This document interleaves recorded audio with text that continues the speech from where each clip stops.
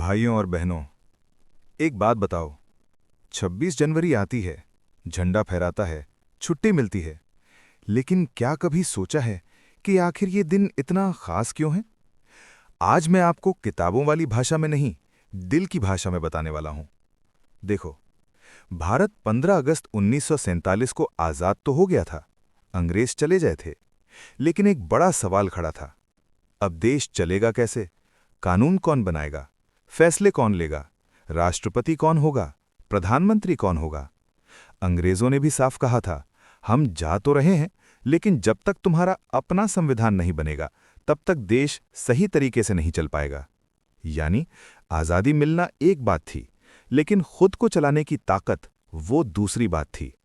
इसीलिए देश के बड़े बड़े विद्वान बैठे, डॉक्टर भीमराव अंबेडकर जैसे लोग आगे आए और दिन रात मेहनत करके भारत का संविधान बनाया। 26 नवंबर 1949 को संविधान तैयार हो गया। लेकिन भाई, संविधान बन गया इतना ही काफी नहीं था। अब सवाल था, इसे लागू कब किया जाए।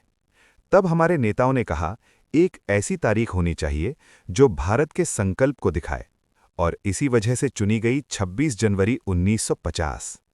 उस दिन क्या हुआ पता है? उस दिन भारत ने कहा, अब इस देश में कोई राजा नहीं होगा, कोई अंग्रेज हुकूमत नहीं होगी, देश चलेगा संविधान से।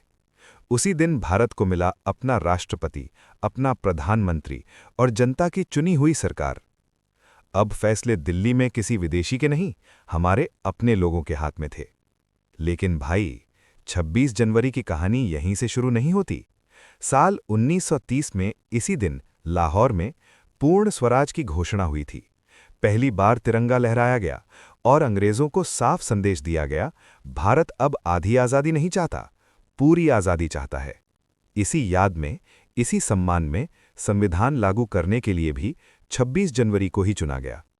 अब जरा सोचो, गणतंत्र का मतलब क्या है? मतलब ये कि इस देश का मालिक कोई नेता नहीं, कोई अफसर नहीं, इस देश का मालिक आप हो, हम हैं। कानून सबके लिए बराबर है, अमीर हो या गरीब, बड़ा हो या छोटा। इसीलिए भाई, 26 जनवरी सिर्फ छुट्टी नहीं है, ये दिन हमें याद दिलाता है कि अधिकारों के साथ हमारी जिम्मेदारी भी है। तो जब अगली बार तिरंगा फहराओ, तो बस इतना याद रखना, ये झंडा कुर्बानी से मिला है और संविधान जिम्मेदारी से। जय हिंद, जय भारत।